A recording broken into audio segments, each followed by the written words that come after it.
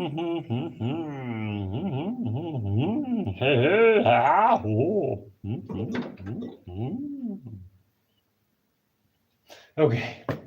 what's going on today? Oh, today I'm kind of exhausted. I did a lot of work today with my friend. We were just clearing out this path, basically. Nothing particularly interesting to put on camera or anything, but a lot of hard work, and I feel great now. Hey, Nepsy, how's it going? Yeah, man, I always feel great when I spend all day doing really hard work, and then now I get to jump in the ocean when I'm done. Another live. Yeah, this is when I'm supposed to do it, right? Is today Sunday at 5-ish? Well, it's not 5 yet, but oh, it's going pretty good, Eli.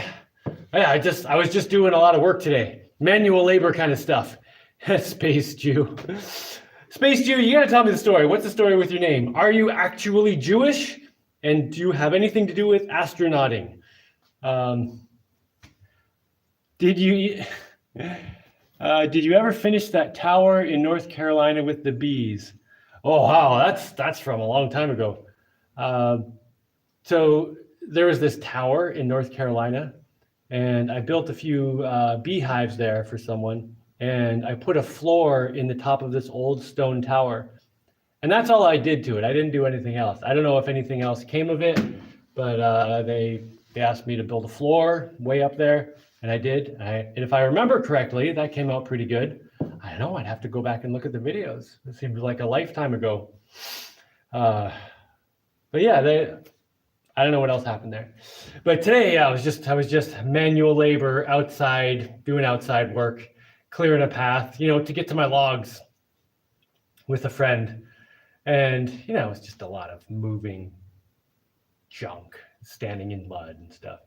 And then we were done. We went swimming for like half an hour. Man, it's so nice being by the ocean and working hard all day, and then just swimming around the ocean. And we were on a side of my island where we often go swimming there, but I don't usually have a mask. And today, I always have a mask on the boat. Today I grabbed my mask and was swimming around under the water. And there's like some really good spots over there for fishes and stuff. I'm gonna have to do some fishing over there. And I was wondering, like someone asked a little while ago, a few people asked actually, if I could get some underwater video of stuff around here.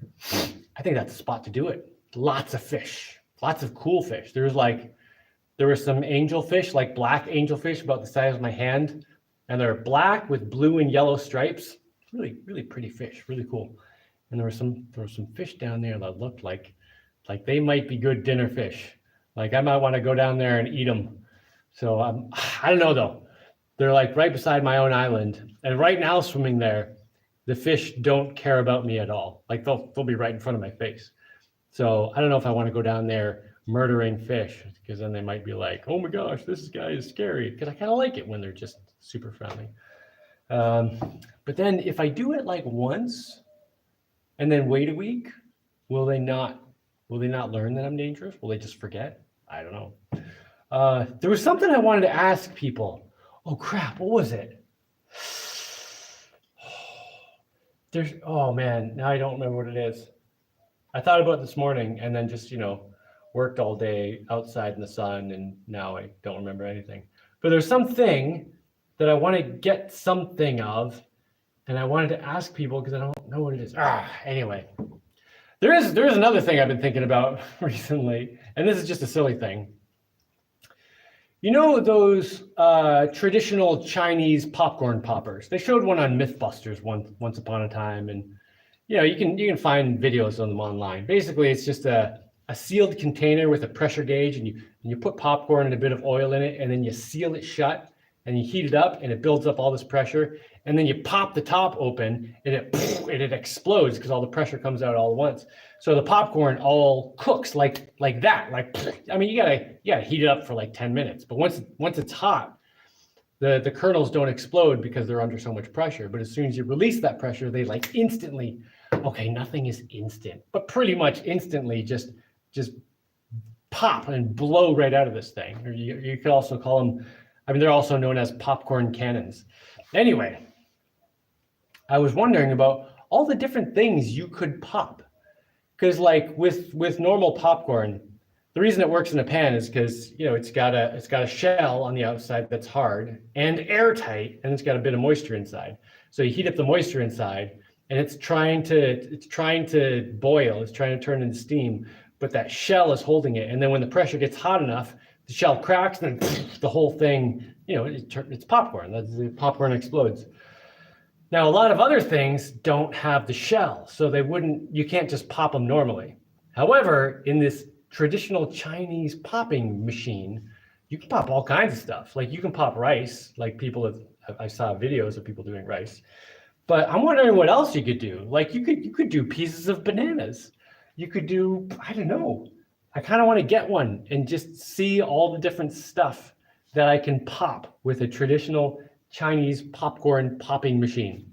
Okay, so other things that have been going on. I kind of want to put a website back up. So like for a while, I was trying to be more kind of social in the evenings on the internet, but I'm just tired of being social with people. So yeah, I want to get a website back up. And I've had two main websites. I mean, I've had a few other websites from a long time ago, but like there's two main websites that I've had since I started YouTube videoing. And I like my older one that I turned off, I don't know, 5-8 years ago or something. And I was like, I should reinitialize that one, get that one going again. And just the thing I did with that, you got to excuse all my slurring of my words. I've been outside working in the sun all day. But with my original website, the only rule I had for it was that I could always add things to it, but I could never take anything away. So it's just this kind of like, it's almost like a scrapbook of website with pages that go all over the place. And it's just like I kept adding things to it. And it's kind of cool. It's also very personal. It's kind of embarrassing. I was looking at it being like, man, I don't know if I want to put all that back on the internet. Because at the time when I first made this website, no one knew who I was, and I didn't have any, fans. And more importantly, I didn't have any like crazy stalker people, which I do now. So I don't know if I want to share that much stuff. Nepsy is saying, have you tried Patreon? Are you saying Patreon? Because I am on Patreon, which the link to my Patreon should be in the description of this. But are you saying Patron? Patron? Or do you mean Patreon? Anyway, wait, what was I talking about? Oh yeah, my website. But so I'm kind of thinking maybe I'll put my old website back up and then start adding things to it again. And maybe add a bunch of things from the last few years and just stick them in there. And maybe I might want to take out some of the more personal stuff because I have this whole section that's like life of Jaimie. I had a lot of personal stuff in there. And now that I'm a little bit, like a tiny bit famous, just famous enough to have stalkers and crazy people interested in learning about me so they can try to use it against me, maybe take some of that stuff out. I don't know. Maybe I'll just leave it all in there. Who knows? I don't really care. I live on an island in the ocean. I could just not care about people who hate me, I guess. Anyway, yeah. So I want to get that website going again, and I'm thinking in the evenings now. I want to create something again because I haven't created anything in the evenings for a while. For a while, I was working on a video game, and I used to do a website and stuff like that. But for a while, I wasn't really creating anything in the evenings. I think I want to get back into that, and I started a few days ago, just messing around with some video game stuff. So anyway, let's see what's going on here. Oh, and maybe I'll remember what that thing was that I was trying to remember.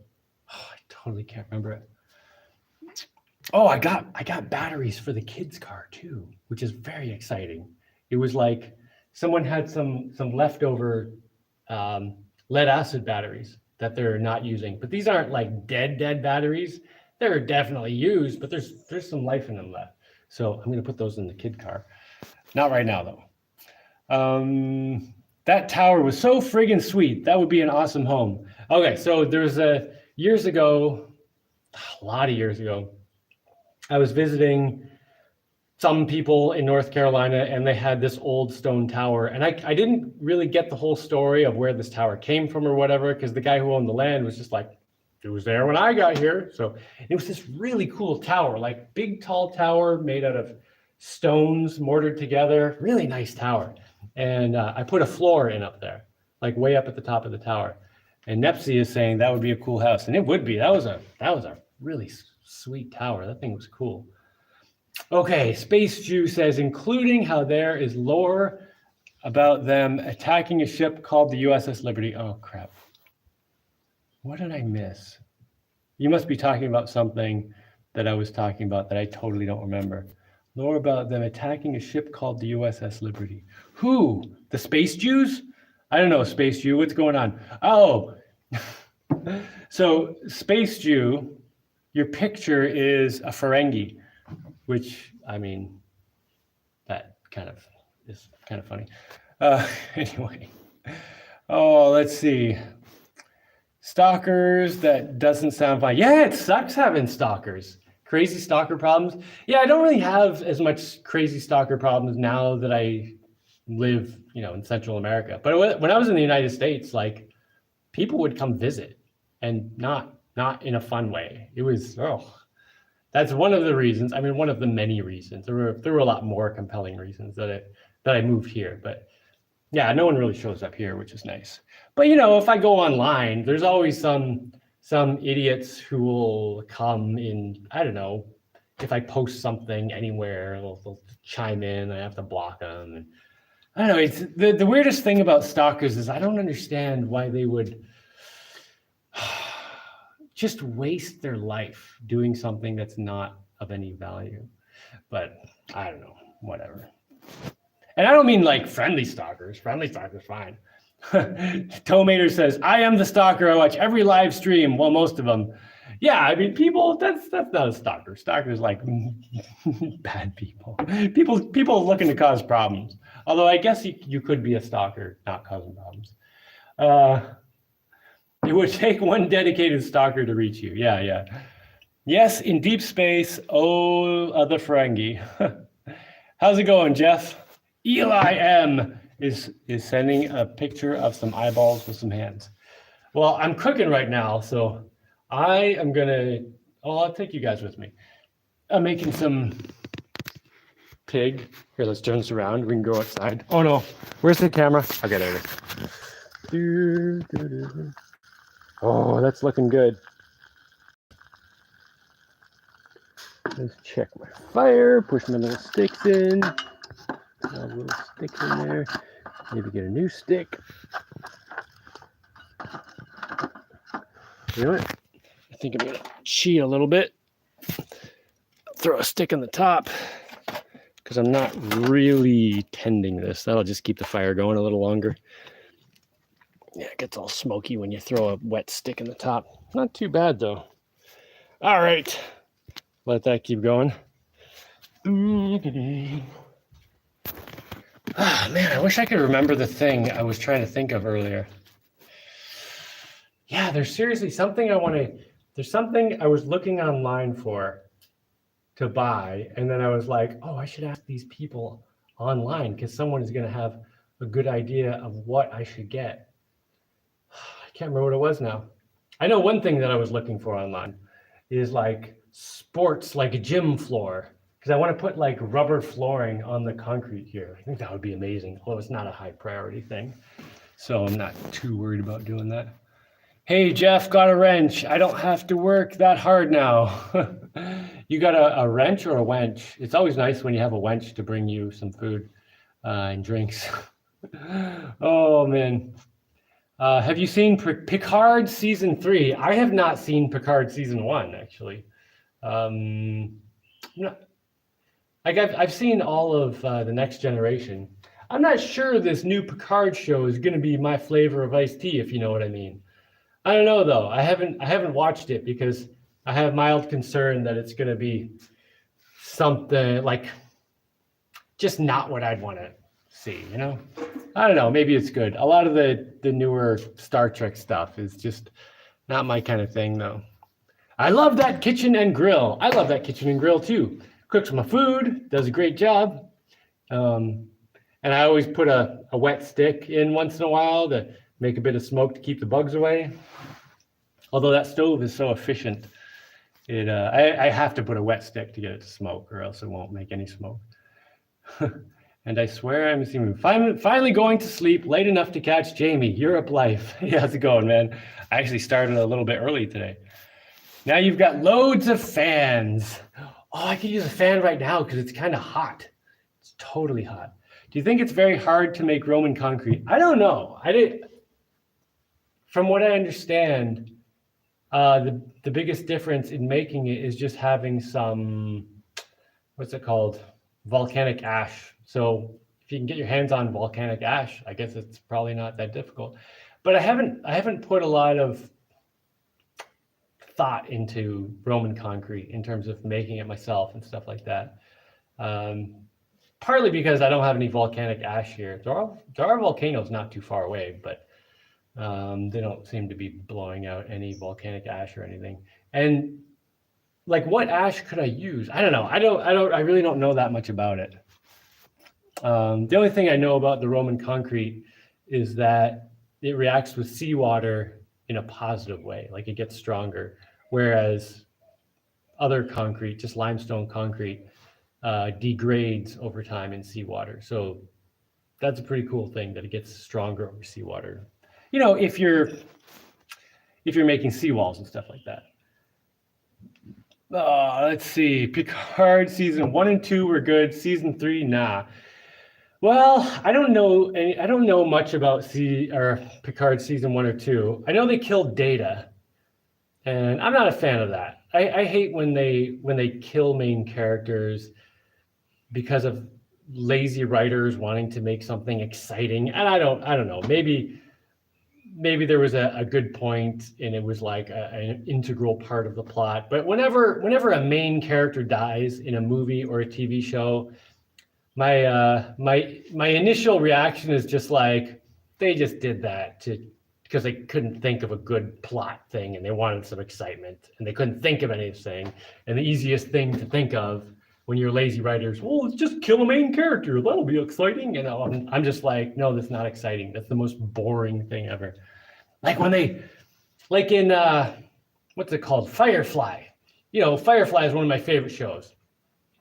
I also do like Star Trek: The Next Generation a lot. But in Firefly, you know, there was a show that lasted one season, and then they made a movie a few years later. And I guess Joss Whedon was like, or I don't know who wrote it, but I mean, it was Joss Whedon was the guy who made the show. I presume he had a lot to do with the writing of the movie.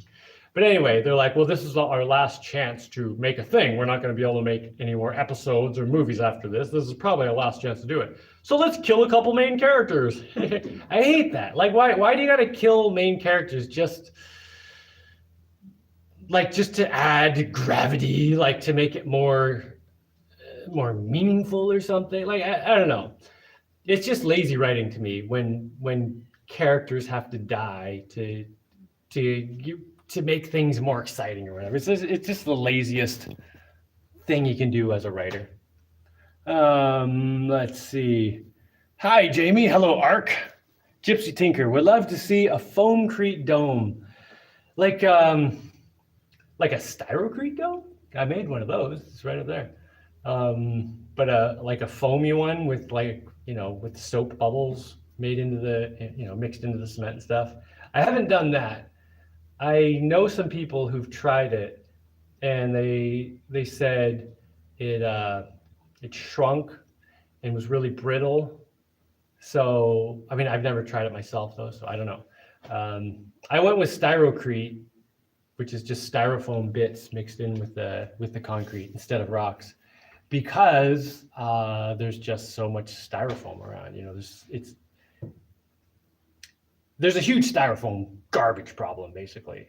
And I was like, okay, I have a use for it where I can actually turn it into something that will be a long-term use. And anytime you can take something that's disposable and turn it into a long-term use, that's a good thing in my books.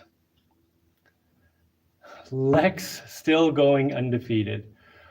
Lex still going undefeated. I'm not sure what you're talking about, but Lex that I know of is a TV show, uh, which is like one of the weirdest shows I've ever seen, but it's a great show. It has Rutger Hauer in one episode, which makes it, of course, like twice as good as it is otherwise. But it's like this sci-fi show that's weird, like really weird. I like stuff that's really weird. Because it takes you out of the box. It gets you out of the cookie cutter. What Lex are you talking about? Anyway, how is the newly refurbished stove doing? Oh, the new stove is doing amazingly well. Yeah, it's really good. Super good. Right now, I'm actually a little bit low on dry wood, which is why you just saw me throw a piece of wet wood in there. Let's see. Oh, Wendy says, how can they kill Data? He is in a hard drive somewhere. Don't tell him about Data. Yeah, I don't know what's going on with Data. I don't know what happened or what is happening or whatever. I'm sure they can bring him back over and over because he is Data. He is information, just in a robot suit. So yeah, I don't know. Anyway, I haven't been watching much TV or anything anyway. Often when they kill a main character is because of a problem with the actor and they want to end their contract. Yeah, sometimes that's what it is. Sometimes. And yeah, there's not much you can do about that. But a lot of times it's just lazy writing. They're like, yeah. So often it's just like, let's just kill like this percentage of main characters and whatever. Yeah, your Styrocrete is probably best. Yeah, man, the show Firefly, just want to say you're awesome. Never stop working hard. Well, thanks, man. Project Fox Online. What is Project Fox Online? I still love your Vermont Dome the best. I wish I could afford to buy it from the current owner. Yeah, every once in a while, people ask me about my old place in Vermont, the dome there and the land and everything. And I get some really weird messages about it. Like, yo, can I just stay at your place? And I'm like, it's not my place. If it was my place, I would be there. Yeah, I sold it. So, but anyway, then a lot of times people are like, yo, can I talk to the current owner? I might want to buy it. And a lot of people have asked me about buying it. So I've just told them the guy's name. I don't even remember what his name is now anymore. But for a while, he was pretty easy to find on Facebook or whatever. But yeah, I don't think he sold it yet. As far as I know, he still owns it. I don't know what's going on up there. But that was a really cool place. I love that place.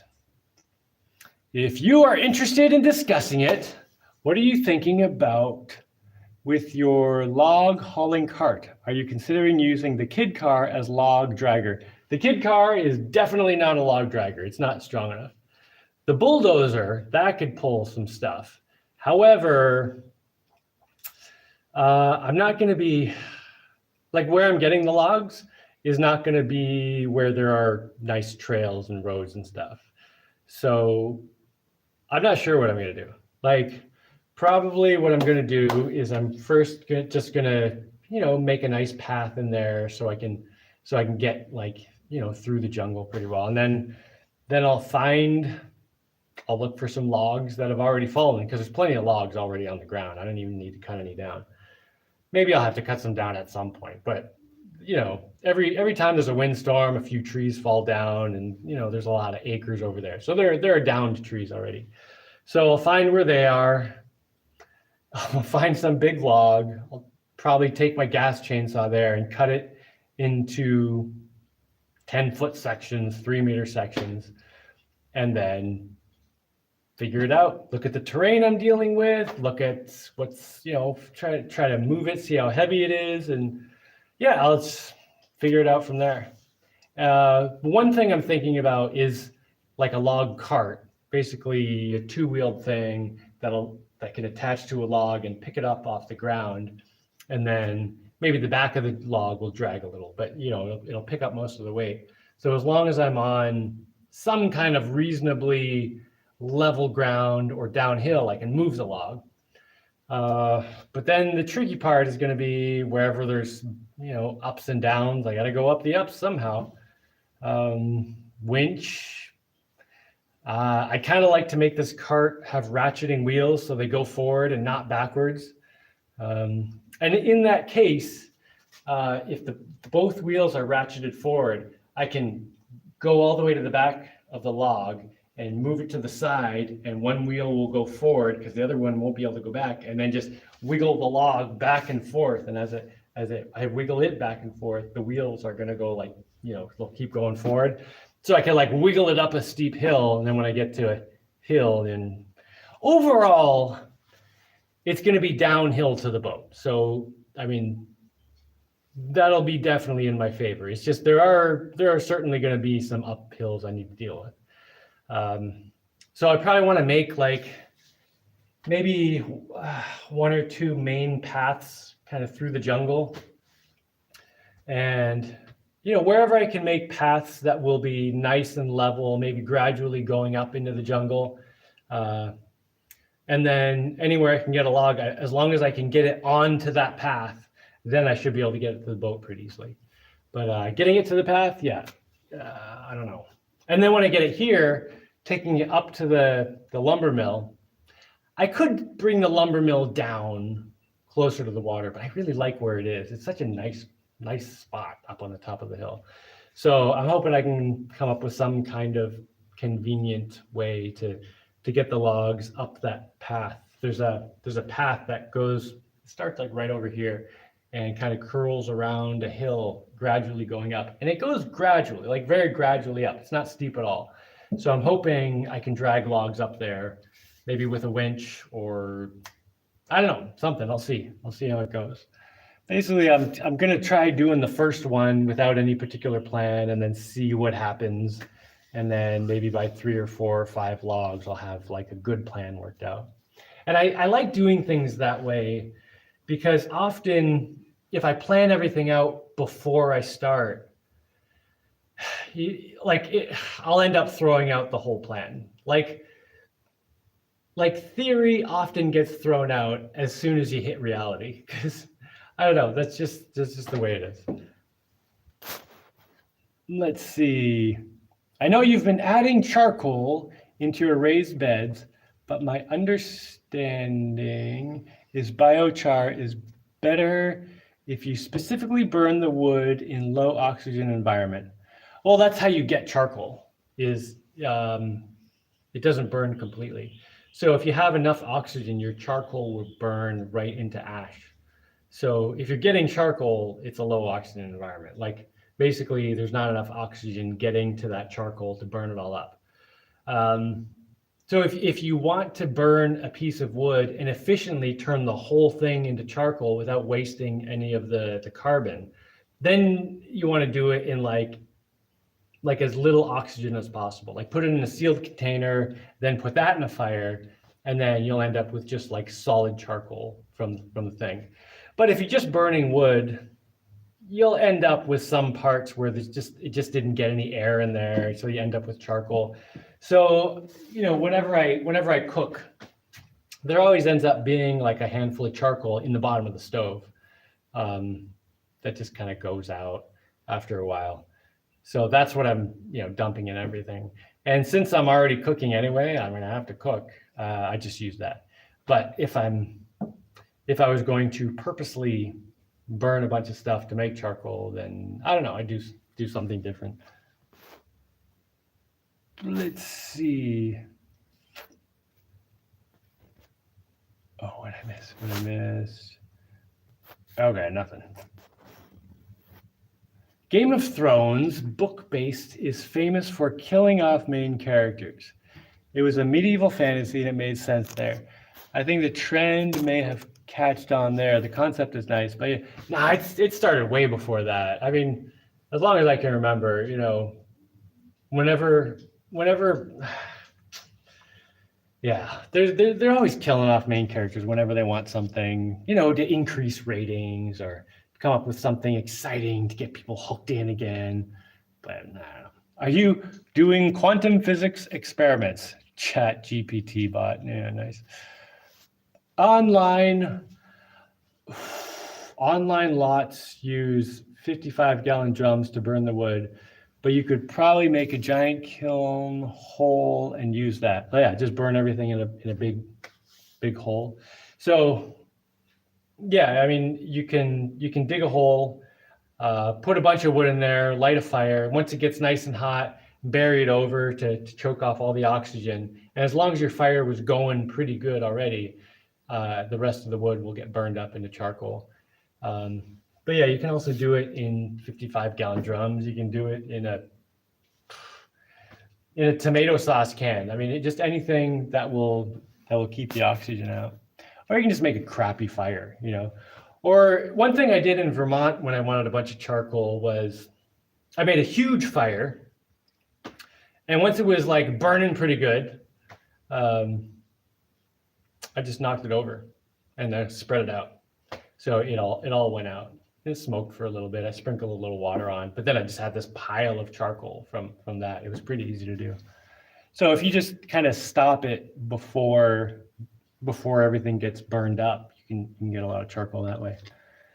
She is still trying to get rid of it. Who is? Oh, a bunch of local kids have destroyed the place. Okay.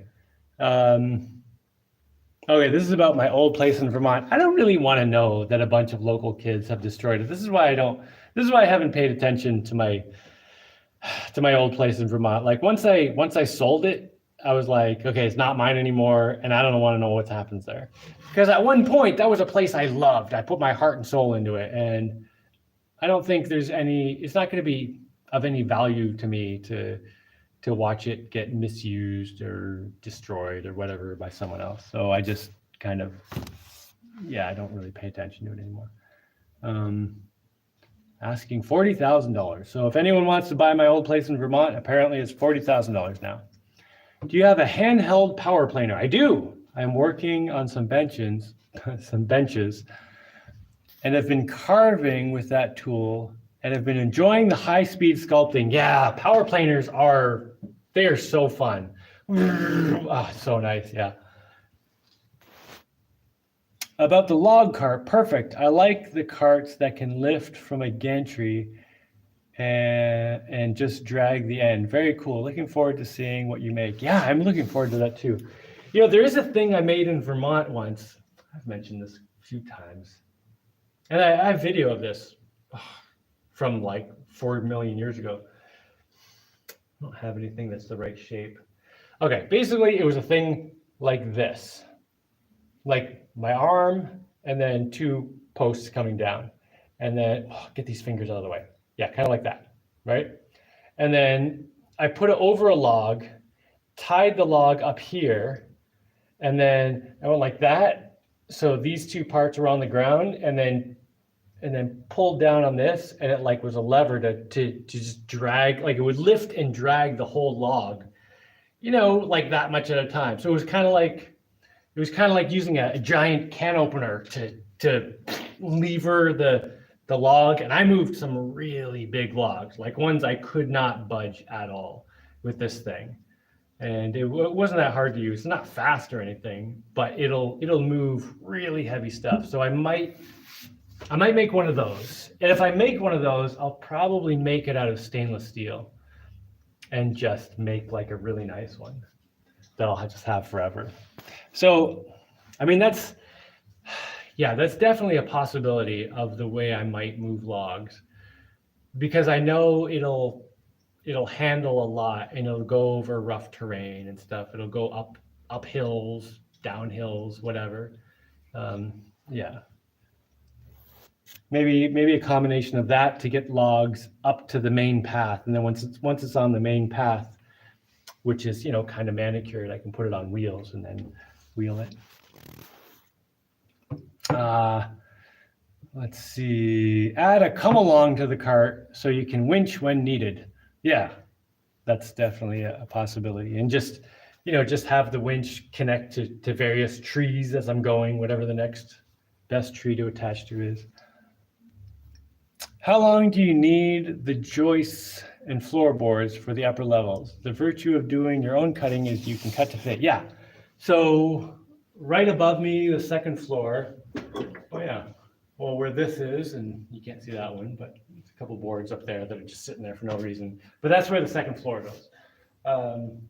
Right here, this is, oh crap. Yeah, this is like just over 6 feet. And then at this end, the outer part of the circle, it's 10 feet. So 3 meters and 2 meters. So I'll probably cut 3-meter logs, 10-foot logs. And yeah.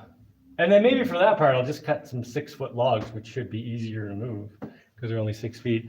Although if I cut 6-foot pieces, I'll end up out of a 10-foot piece, I'll end up with 4-foot pieces. And I'm sure I'll come up with uses for whatever leftover wood. But yeah, it is nice cutting your own wood because you can cut it to exactly what you want it to be. Let's see. Hi, this is Bob. Hi, Bob. I'm currently having a hard time joining in chat. Oh, I'm on the Hood Canal Brother Bridge. There is currently an extreme amount of nuke sub-activity. I believe the USN is jamming. Really? That's crazy. That's funny. On the Hood Canal Hood Canal Bother Bridge? I don't know where that is. Could you post some photos or videos what the sky looks like at night, please? Because I'm guessing you have zero light pollution and the night sky is amazing. That is true. The night sky is mighty good here. You know, obviously on a clear night. Right now it's pretty overcast. I don't know what it's going to be like tonight. But yeah, on a clear night, it's really good. There are no lights around here. I mean, you know, a few people around have little lights, you know, by their house or whatever. But for the most part, it's dark, and the stars are really good. You know, you can see the disk, the side of the Milky Way. You can tell where that is and everything, and it has that, like, you know, that pink outer part, and yeah, the sky's pretty good. I don't know if it'll come out on camera though, but I mean, I can try to get a camera. Oh, and if I do, some ants on the wall. Get out of here, ants. What are you doing? What are you guys doing in here? If I get some pictures of that, I'll put them on my Instagram. I have an Instagram. I should put a link to it in my description here, I guess, because I've actually been posting pictures now and then. But I presume if you type my name in Instagram, you'll probably find me. But I'll try to remember to put my Instagram link in here. Okay, try to remember that, Jaimie. Try to do that tonight or something. I collected charcoal after I doused the water with fire. Good thinking, Wendy. Okay, so yeah, if you're burning a piece of wood, say this is a piece of wood, it's a beer bottle. It's actually a 0% alcohol beer bottle, but it doesn't matter because I got these when they were empty. I just use them for water. This one's my son's. Anyway, say this is a piece of wood and it's being burnt. On the outside here, oxygen can get to it, right? So that's going to burn up right to ash. However, that's not going to happen real fast. And this will have time to burn all the way through into charcoal long before the whole thing is burned up, right? Because oxygen can't get to the inside. So if you have a really good fire going, you have a whole bunch of wood like this, it can burn all the way through as long as you give it enough time. So the whole piece of wood will become a chunk of charcoal. But then if you leave it and give it enough time, the oxygen getting to the surface will keep burning up the surface into ash until this gets smaller and smaller. There's nothing left. But if you put your fire out when this is all solid charcoal before it's burned all the way through, then you just end up with solid charcoal. So that's what Wendy does. Very cool. Do you still do that wiggle exercise? Oh my God, what is a wiggle exercise? You made a video of years ago. I found that inspiring and occasionally do a full body shake wiggle when I'm feeling tight and need to keep working hard. Well, is it this? I can't even, I'm too short, but just like, oh man, actually my back's pretty tight right now because I was doing all that moving of heavy stuff. So yeah, it's like if you just get your spine moving, it loosens everything up, and it feels pretty good. Oh yeah. Yeah, if you spend all your time like rigid and stiff, your spine just kind of gets locked into the same position. and your muscles kind of lock up, and that's what happens to a lot of people, I think, in like in a society where people are sedentary and sitting down all the time and not moving. Your spine just gets locked into this position. And then, that's when you have people getting out of their chair being like, "Ugh," and then they gotta get moving, and it's hard to get moving. And then they go to sit down, and it's like, ah, yeah. If you do some kind of like little kid activities where you move your spine and wiggle it around, then you keep it from getting all solidified like that and getting all crusty. You don't want to turn into a crusty old bugger. Oh, hey, look, I'm at the end of comments here. Let me think if I can. I'm going to try to remember what that stupid thing was I wanted to ask people about on here. There was something that I wanted to buy, but I didn't really have any good idea of what I should get. And I wanted to ask people. I totally don't remember what it was. I'll remember as soon as I turn this off, of course. The heck? Oh, you want to see my bananas? Hold on. Oh, let's get the big one here. So the other day, I cut some bananas off a tree. I made a video about it, live. Although the videoing was not great because my daughter was holding the tablet and she was getting bitten by bugs on her ankles at the time, so she kept moving. I should have made a little fire before because I knew there were bugs out because it was like all overcast. And anyway, look at these bananas. I've got like a dozen of these just all over that place. Isn't that great? Oh man, so good. When many years ago, I had a dream. I had a dream. And that dream was like, I used to think like, man, one day I want to grow bananas. That would be amazing if one day I could grow bananas. And now I totally grow bananas. I've got a whole other bunch sitting right there, and I've grown bananas in the past. This is not my first bunch. I'm growing bananas, and it's amazing. And I have some papayas going too.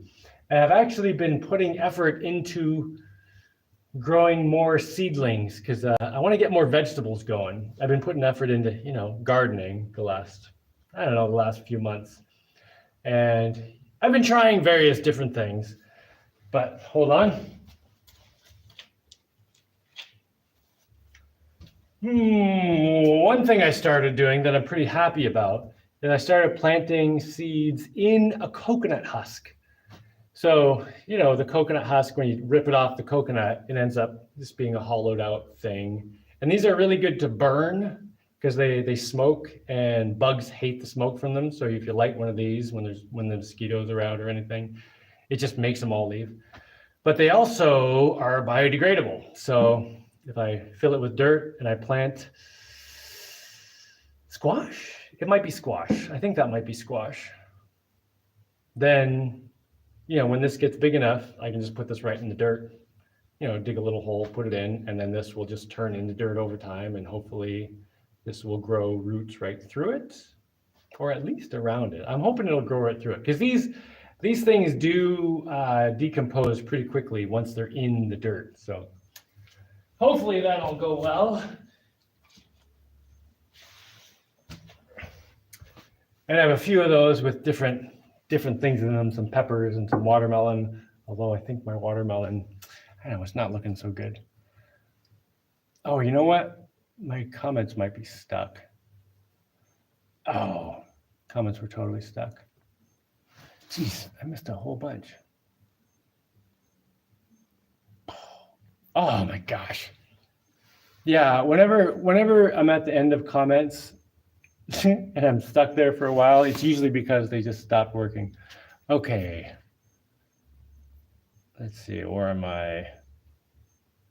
Okay, do you still have? Okay, there we are. About Vermont log dragging lever fulcrum tool sounds rad. I was off grid for about 5 years in NM, New Mexico, and I missed welding a lot. That was the only thing that was limiting. I could have gotten a generator, but yeah, welding is pretty nice. And when you're off grid, there are a few different ways you can weld. Obviously, if you're used to electrical welding, arc welding, MIG welding, TIG welding, whatever, you can just get enough solar panels or just get a generator, even if you just use it for that. But then you can also just get oxyacetylene tanks, and you can totally weld off grid. Let's see. You turned me on to rivets. Oh, rivets are beautiful. I love rivets. Yeah, if you give me the choice between welding and rivets, I will generally take rivets. Although bolts, I use bolts more than either of those. And one of the reasons I really like bolts is because if you bolt something together, you can get it all apart and you still have all the parts. But if you weld something together and you want to take it apart, you have to cut it apart and it kind of makes some messy parts. But yeah, when you bolt, often you can, like my bulldozer up on the hill right now, it's all bolted together. I can take the whole thing apart down to its original pieces, the I-beams and the angle pieces and everything. And I've actually been thinking about converting it into a different kind of vehicle. And if I do that, I'll be really happy that I connected it all with bolts, because I can get everything apart, maybe drill some holes in different places before I put it back together, change the configuration. I really like bolts, but yeah, rivets are really nice too. Of course, nothing beats a weld when you just need something super strong. A modification of that could be repurposed to lift boats out of the water too. Oh, wait, you're talking about the levers thing? I think you're talking about levers. Is the forested area the kind of place you could run a zip line for the logs? Why does everyone want me to move logs with a zip line? I don't know. It doesn't seem to me like it's like a zip line holding 2.5 tons of material is going to be as simple as people seem to think it is. Maybe I'm missing something, but that seems like a lot of weight to put on a stretched cable that has to be secured at each end. Man, yeah, I don't know about moving logs with a zip line. That seems like a lot of hardware is going to be needed for that. Rivets, I used them years before I found my films. Well, that sounds very, very fancy. But you definitely highlighted how fun and useful they are. Rivets are pretty sweet. I have nothing significant to add to the conversation so far. Very good, Classic Dude Mike. I appreciate that. Wee says, okay, there's this trail of ants going up my freaking wall here. Where are they coming from? Oh, you know what I have for ants? Soap spray. I think they're coming in right here. Yeah, they're coming in the window. I got them.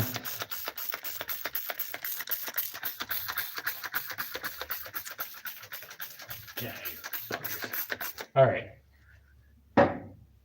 My son loves squirting the ants with the soap spray. Like, he'll just take it and go outside and disappear for half an hour and come back every 5 minutes. Can you refill this? Can you refill this? And then I'd be like, where are you even finding all these ants? And he's like, he's just tracking them down to their homes and stuff. Wee says, hit that thumbs up button to help Jaimie grow his channel. Is that what should I be growing my channel? I don't know. Do any people on the island in your area have mature food forests that you think are interesting? Not right around here. I don't know, maybe. Well, I don't know. People don't really make food forests around here as much as they monocrop. Is that what you call it? When you plant like all banana trees here, and then over here, all yucca. I don't know of anyone, at least in this area here, who has like a diverse food forest. I bet some people do on Bastimentos Island though, but I don't know. Yeah, I guess I don't get out much. About the wiggling, funny, it does feel like, yeah, doesn't that? Like, just like try to get your spine to wiggle, like just like let your arms get all floppy. Oh yeah, it like loosens up your back. And if you're I gotta do that a lot today because Yeah, all that lifting today. My back was getting tight for sure.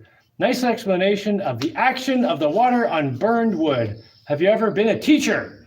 I have actually. I don't mean just a teacher. Like I feel like often when I'm making videos, I'm teaching, but I have actually been paid as a teacher.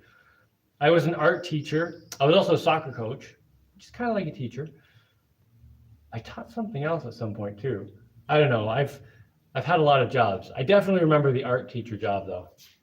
But yeah, I also taught physics for a while. Let's see. How did you start this life? How much did you have to save up originally to get your own land? Well, originally, when I moved off grid, I had $25,000 and I bought land for $12,500. And then the other $12,500 went into materials to build a house and eating and stuff like that. And when I got down to like something like $2,000 left, I was like, all right, I better go do some jobs, do some work. And that's kind of how I did it for a while when I originally went off grid. And yeah, basically I just worked as much as I needed to. And my expenses got so low. I was under $2,000 a year in expenses, including like having a car and a phone, you know, car insurance, phone, food, land tax, bleh, like everything. It was like $2,000 a year was my expenses. So that was really easy to make. What was the question again? Oh yeah. Yeah, so that's what I did originally. Very inspired by you. Well, thanks, Nepsy. About bananas. That was one of the things I wanted to mention. It was so crazy watching you chop down the banana plant and leaves. That looks like so much fun. Banana trees are kind of fun to cut because like, it's not really wood. It's just the spongy stuff. So like you can have a banana tree like the thickness of your leg. And if you get a good chop, you can swipe right through it. Of course, if it was wood, you'd be there for like 20 minutes, you know, hacking away. But banana trees, you can go right through. It's pretty fun. Do bananas picked ripe off the tree as good as ones that ripen on the tree? Oh, okay. Let's see. I don't know. Generally, people cut the bananas down from the tree before they actually start getting ripe. A few times I've cut them down after they started ripening on the tree, and the problem is if they ripen on the tree, they start cracking open. So yeah, you kind of want to cut them down. I mean, I shouldn't say you. I want to cut them down when the bananas are fully as big as they're going to get, but haven't turned yellow yet. And then you cut them down. You know, they ripen just like bananas. They turn yellow after a little while. But yeah, I've had times where I didn't pay attention to them for a week, and then I looked, and it was like a few bananas were yellow, and like one or two had cracked open just because the pressure or whatever. But I don't know. I think they taste pretty much the same if they ripen off or on. Do you hang your bananas around, or are they just laying around? How long does it take to grow a bunch of bananas? All right, let's see. Where are all my bananas right now? I've got some hung up there. I've got some on the floor over here beside my little seedlings. I've got some over here. Yeah, I've just got bananas all over the place. And wait, how long does it take to grow bananas? It's like 9 months to a year, somewhere in there. Of course, once you've got the banana trees going, well, let's go look at the banana trees. I'll give you a little banana lesson. I'll give you a little banana lesson. All right. All right. Here's isn't my little path so cute? Oh, I like my little path. Okay, so now let's go down there. We're gonna go down the path. So once you've got the banana trees going, now there are just a lot of banana trees. And up there, right in the middle of the screen, is a big blob of bananas, otherwise known as a bunch. But then as they're growing, they also make little banana trees out the side. So I've got a banana tree here, there, you know, there's a whole bunch. So if you just kind of let them go, you end up with banana trees of a lot of different sizes. So like once they're going, they kind of continually make bananas because they're always making new trees. And what I've been told is that you want 3, like to get the best bananas or the most production or whatever, I don't know, best practice in some way, is to have 3 banana trees in each clump. Right now I've got like 2 different clumps right beside each other there. But you know, you have the biggest banana tree and then one smaller and then one smaller. And as long as you have 3, they won't interfere with each other too much. And then once the biggest one makes its bananas, you cut the bananas off there and then you cut the tree up that made the bananas because it's done. You cut it up and throw it down around the banana trees, and then it decomposes and feeds the rest of them. And then you let another small one come up. So you always have 3. If you just let them go, they'll make tons. You'll just have tons of banana trees. So what I've been doing is every now and then I'll take one of the little babies, like when it's maybe like this tall or, you know, something like that. I'll cut it off and plant it somewhere else. So I have some other banana trees planted, a plantain tree and a banana tree, and then some other banana trees, other spots on the island.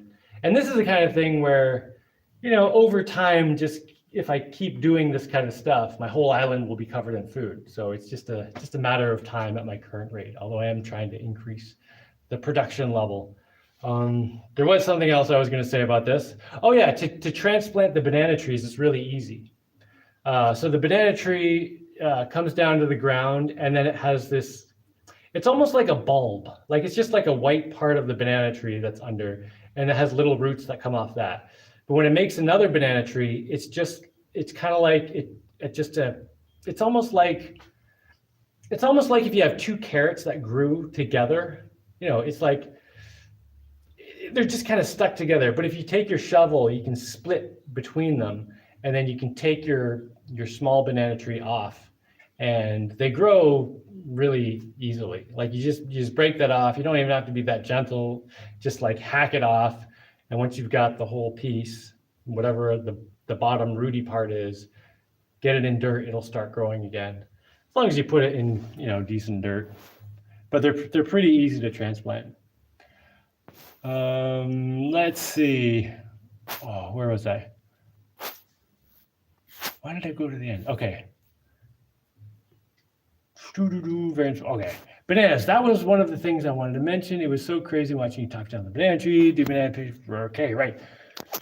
Where your bananas, star sky photo is for geolocation.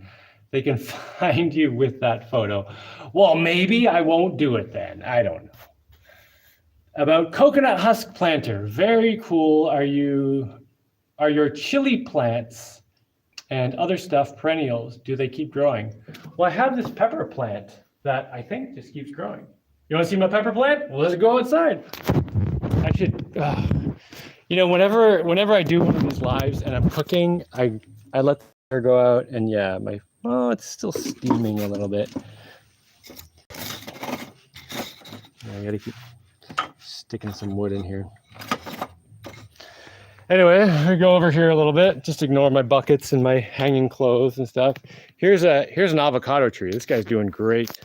Same with right there's an avocado tree too. Oh yeah, and here's some plantain trees with some bunches of plantains there, and there's one over there with some plantains. Anyway, right over here is this is my good pepper plant. And now we're gonna zoom in and see why it's such a good pepper plant. Oh, look at all these guys. Isn't that great? And when I first got this pepper plant, it was not doing well. And I kept trying different things. And here we've got a couple good looking peppers almost ready. I pulled a pepper off here a little bit ago, and that's in my food, cooking right now. But yeah, this thing is making lots of peppers. And as far as I know, it just keeps going. although I haven't had it that long, so I'm not sure. This here is a mango tree, but it's not getting much sun because it's under this coconut tree. And man, that coconut tree, this coconut tree is blocking out a lot of sun, but it's also making a lot of coconuts, and coconuts are amazing. Oh, I love coconuts. So I want that to stay for sure. Oh, okay, here's another plant. Oh, this is a leafy spinach thing. And then some other stuff there. This here is my pigeon pea tree. It's a tree. It's a freaking tree. And the thing is huge. And I keep wondering when it's going to actually make pigeon peas. Like, is this thing just going to explode with like a million pigeon peas at some point? I don't know what's going on here. But yeah, I don't know. It's very healthy looking. Looks like it's doing amazingly well. And I can just heard thunder. It might be raining soon. It's overcast and I heard thunder. Yeah, so there's a good chance it's gonna rain. Let's see. The coconut husk. Wait, I might have missed something. Oh yeah, the coconut husk pot is a great idea. We ship in coconut husk in brick to amend soil, so it should work great. Oh, good. Sweet idea to use the coconut husk. Yeah, I think it's going really well. Although I haven't actually planted one of those yet, but I'll do it soon. Before that, I was just putting coconut husks in the ground anyway, because they're supposed to compost into good dirt. So yeah, hopefully that'll work well. I got some electronic bug repellent, and they freaking work. Really? TDH, can you send me a link? My email is right down here, theadventurebuildermovie@gmail.com, I think. But yeah, if you have an electronic bug go awayer, I would love to see what it is. It empties out all the bugs and they run away. I should send you some. Yeah, it's totally send me a message. Let me see what it is. I'd love to know what that is. Like, I don't have a serious bug problem here. Like right now, the door is wide open and my fire's out, so there's no smoke, and it's fine. But sometimes, the bugs suck sometimes. The soap breaks up the pheromones on the ant trail, and the ants follow, and they get lost and hopefully go somewhere you don't notice. It also suffocates the ants, doesn't it? Dick Aspie says, hello, Jaimie. You're in the ideal position for fish farming. Yes. Like marine aquaculture, fish farming. Yes. Yeah, it's on my list. Totally on my list of things to do. Man, I have so many things to do. I wish I had either a clone of me or I was like married to a female version of me who would just be like, boy, I'm going to do some amazing projects now too. And then I could get twice as many cool things done. No way Jaimie was a soccer coach and an art teacher. That's awesome. Oh my gosh. So after I graduated from university, which I didn't attend, I just showed up for exams because it was such a waste of time. I was like, I want to actually get some experience doing things and learning things. And I just did so many different jobs. And even when I was at university, instead of going to class, I was running little businesses here and there, selling computer parts and I don't know, some just various different things. But yeah, it's a mosquito. Got him. After I graduated from university, I was like, enough of this, I'm going to use a swear word. Enough of this academic bullshit. I need to learn some real stuff. So I worked in restaurants. I worked at a demolition company. That was actually kind of crazy. I spent 2 months in a sewage treatment plant, removing old pipes because they were replacing them, and we were like a salvage company basically. And I learned a lot about how sewage is dealt with today, and it is not good. I mean, some of it's fine, but whenever they got overloaded, like it was rainy or something, they just dump a bunch of chlorine into all this shit and just pipe it out into Lake Ontario. This was in Toronto. And I was just like, man, that's the best you can come up with. So like, whatever. Anyway, yeah, I was a soccer coach. I didn't get paid for the soccer coaching though. It was my little brother's soccer team, and we won the championship. That was pretty cool. And then yeah, art teacher. I did 2 different art teacher jobs. I worked at Hooters, but I wasn't being like a Hooters girl. I was fixing stuff for them. Yeah, I did a lot of different jobs for a couple years there, and then like for a while I ended up doing like house construction, like just being a contractor and just running my own little one-man army contracting thing where I got paid a lot of money because I could do the work of like 5 people. It was a lot of work, but it did pay pretty well. Let's see. Betty was a great art teacher. Oh, so the one art teacher job I had was at this Montessori school, and it was not a real Montessori school. I don't want to go into a whole explanation of what a Montessori school is, but it was in Florida, and it was this school that specialized in just kissing parents' butts. So they wanted the kids to have something to show their parents. Oh, it was so disgusting. It was so friggin' horrible. They wanted the kids to be able to show their parents that they'd done something in art class. So what I was supposed to do was I got this pre-made drawing. Oh, this was so unbelievably boring. So I'd stick this pre-done drawing up on the board, and I got every kid to get out their paper, and I'd say, okay, now draw this line here, right there. Okay, good job. Now draw this line here. Okay, very good. You've all done it. Now this line, and I just take them step by step through drawing this thing that they didn't draw. It's just oh, it was so disgusting. It was so horrible. So, the first day at this job, I was like, I'm just going to do what I'm supposed to do, and I'm not going to, cause any problems. Plus, I was being watched the first day. Of course, they had to make sure I was doing the right thing. But by the 3rd day of this job, no one was watching me anymore. They were like, all right, he's staying coloring between the lines and doing the right thing. So the 3rd day, no adults were observing me.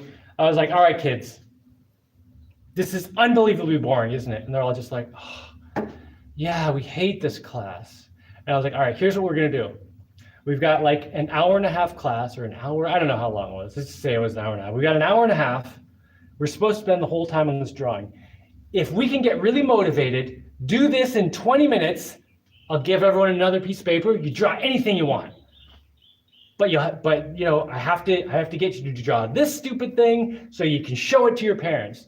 But if you can do that, then we can do whatever we want. And the kids were like, oh, we get to draw whatever we want? No way. And we went through that thing so fast, and then they all got their new paper, and they'd very carefully keep the one they had to show to their parents, the butt kissing picture aside, and then they draw whatever the hell they wanted. It had so much fun. Oh, that was such a great class. It was so fun. Although I ended up quitting after a while, just because of the bullshit. And word got out that I wasn't spending the entire class doing the stupid drawing, and Jaimie, they really could make those better if you spent more time on them. What are you doing with that extra time? And I'm just like, fuck off. Fuck off. Let these kids have some curiosity and use their imagination. And at some point I just couldn't take it anymore, and I quit and left. But yeah, I did lots of different jobs. Do you have any recent drawings you could sneak peek to the audience? Any recent drawings you could sneak peek to the audience? I haven't been drawing anything lately. I haven't really drawn anything lately. All right, this is gonna get fuzzy and pixely for a second because, I'm moving a lot, and we're just gonna go over here. Let me set this up here.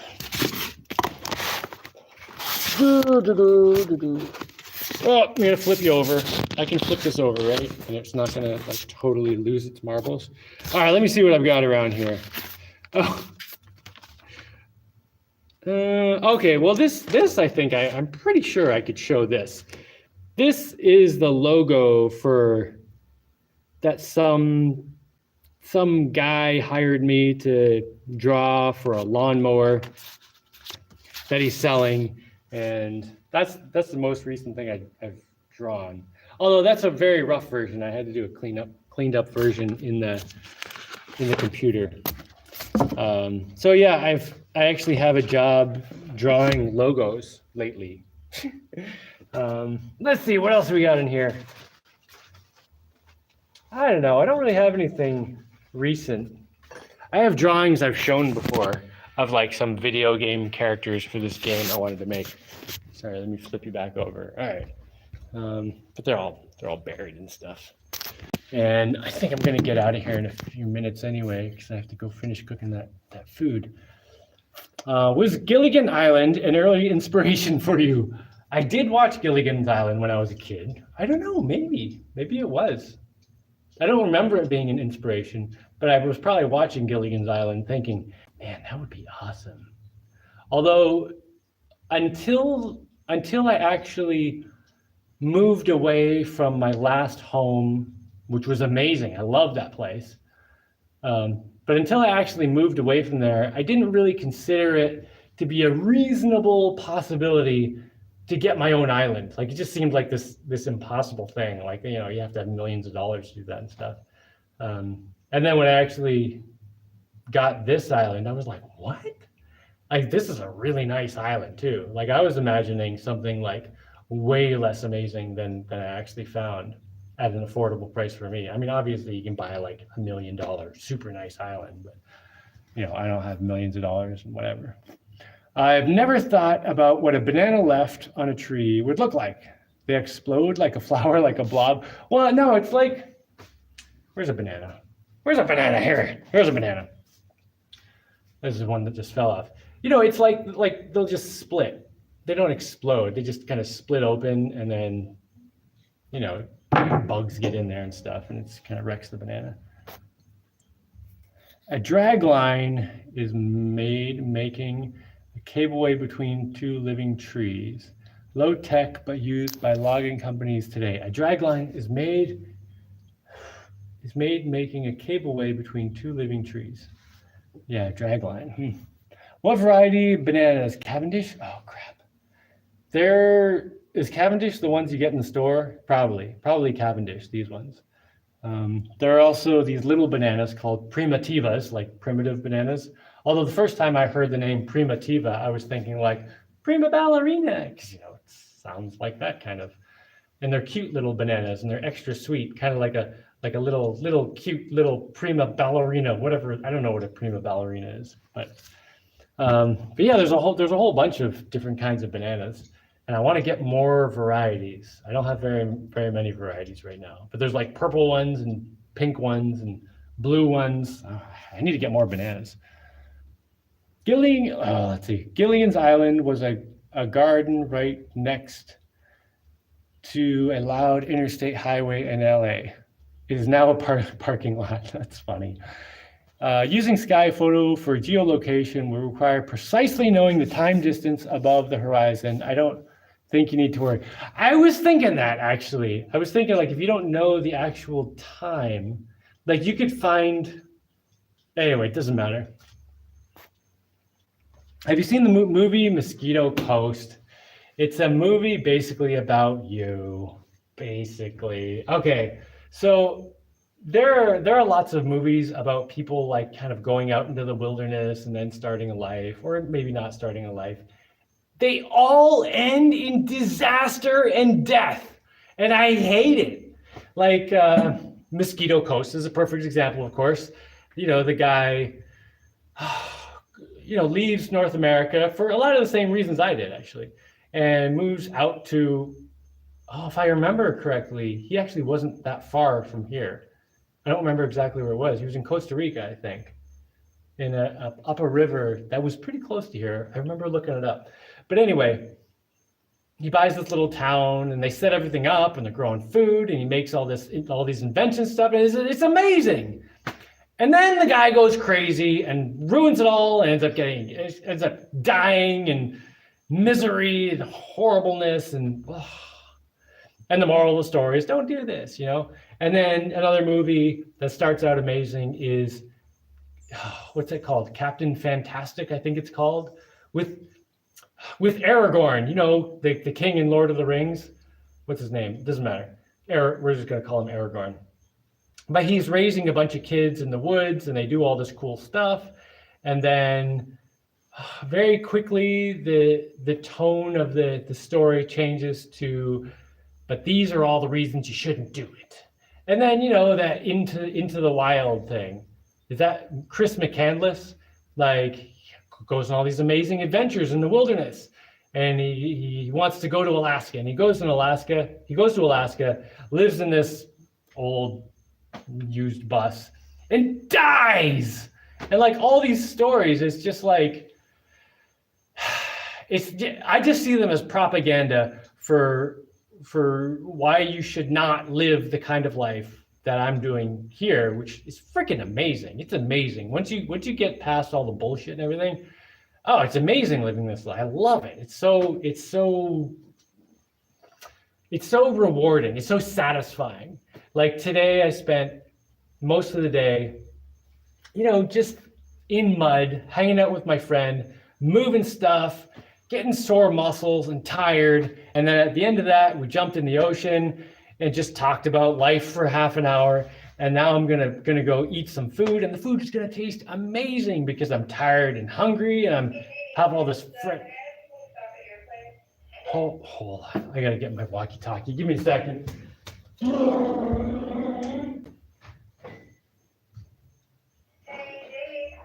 Hello. You're asking? I did talk to the banana guy today. What's up? Well, he's here, so I'm just asking. I talked to him. I told him I didn't need bananas because I have a ton of bananas. Do I need bananas? No, you do not need bananas. Really? Over now. Anyway, yeah, there are loads of people living off grid and these just having like a really satisfying time. And they never make movies about that. You notice they never make movies. I don't know. Maybe there's some movies about it that I don't know about. But I've kind of looked because it's always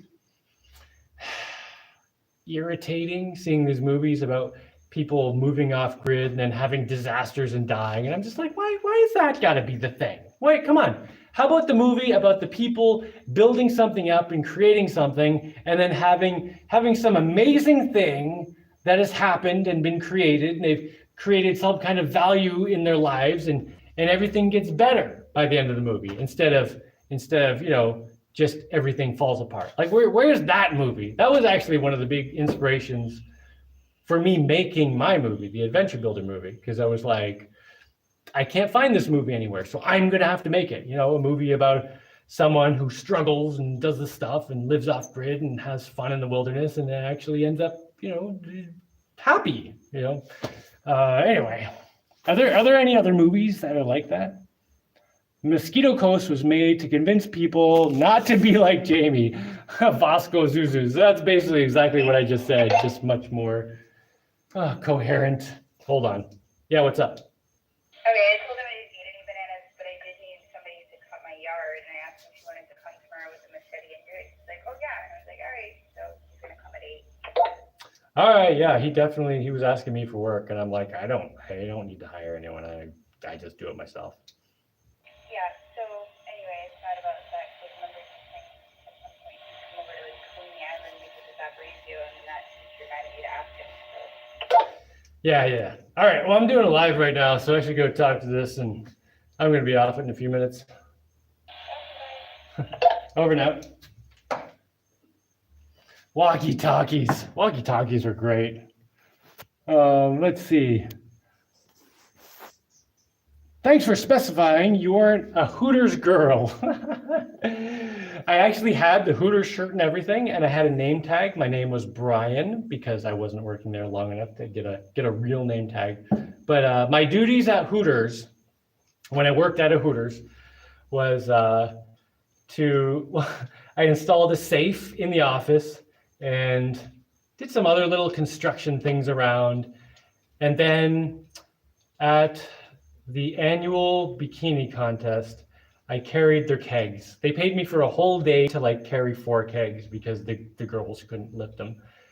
And that bikini contest was disgusting. Oh, I mean, not that I'm saying that girls in bikinis are disgusting, just like, oh, just the whole scene of all these guys just like, ooh, let me take pictures of you with my thing. And these girls being like, oh, the whole scene was just gross to me. Oh, it's so, ugh.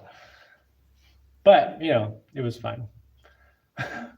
Right, modern American consumer bananas are generic or genetic monsters like our turkeys, are they?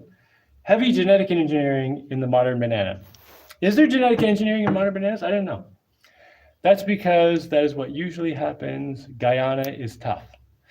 I don't know what you're saying. Jaimie, can I come stay at your place for a month or 2? How many hours would you make me work? I don't know anything about you. I don't know. We can talk about it. Send me an email. But generally speaking, if people, in the past, people who've come to visit have generally not been useful in any kind of helpful way. So I generally don't expect people to come and be helpful. Not that I'm saying you can't be helpful, but yeah, just most people are not helpful in this environment. Because it's just, everything is foreign, everything is difficult. Like today I spent like 6 or 8 hours. I don't know. I spent hours like knee deep in mud, moving heavy things. And often people will say, oh yeah, I'll do that, no problem. And then they get there and they're like, oh no. And it's like, well, you said you'd do this. You said you were into this. What do you mean? Oh, it's like, go away then. Go, just don't stop me from doing this. You just go take care of yourself. But anyway, I think I'm probably not going to invite someone that I don't know to come stay in my house for a month or 2.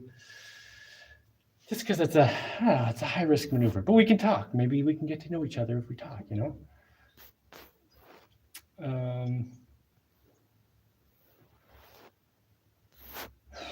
You can't exist. Let's see. I don't know what you're talking about. I hate the ending as well, but it had an awesome beginning. Yeah, Mosquito Coast you're talking about, I think. It did have a really awesome beginning. Viggo Mortensen, he was the one in Captain Fantastic, yeah. Yes, he lived near me. Who lived near you? I don't know.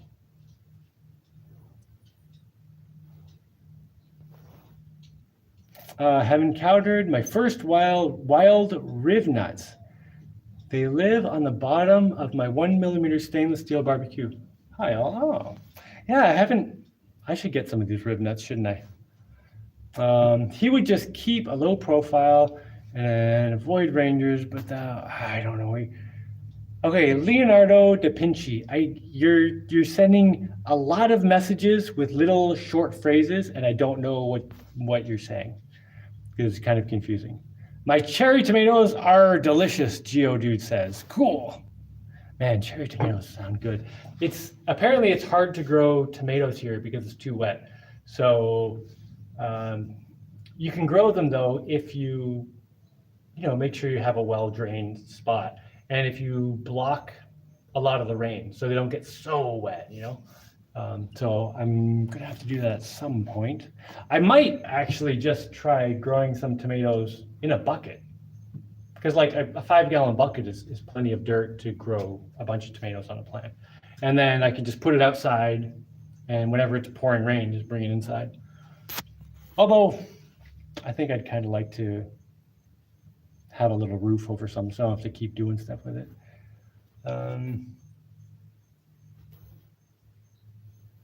There was that 1970s family in the woods movie. Dang, what was the name? Adam's TV show was good and happy too. Oh, Grizzly Adams TV show was good and happy too. That 1970s family in the woods movie. I don't know what that was. Little House on the Prairie, based on the Wilder novels. All right. Nice antenna. Okay, I gotta like.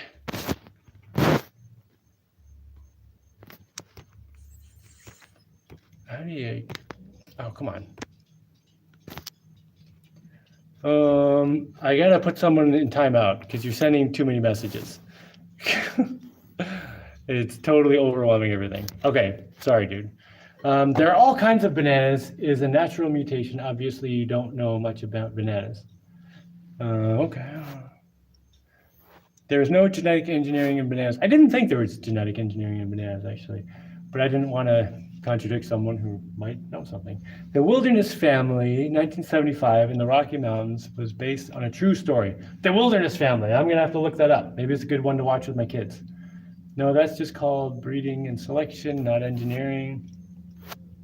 I think that objectification of women and men in media is a derailed train with no real positive development in sight.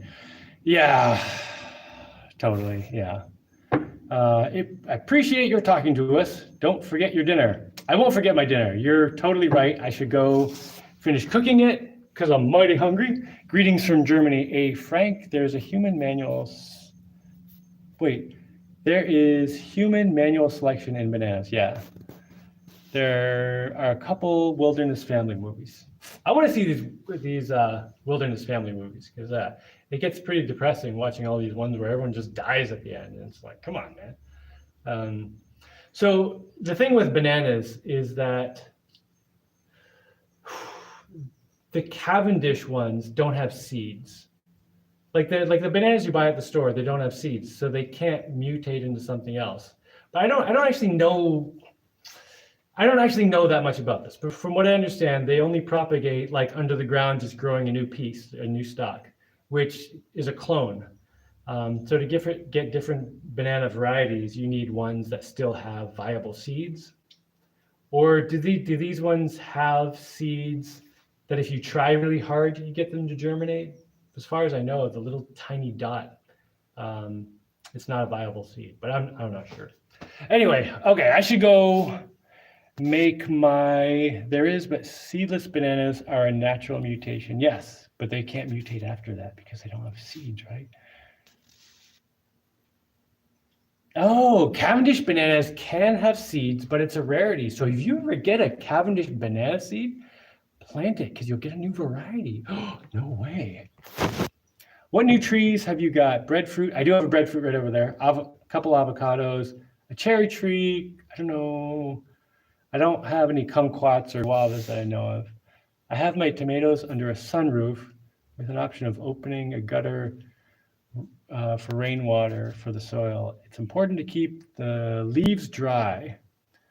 The wild infect the tomatoes with some kind of mold.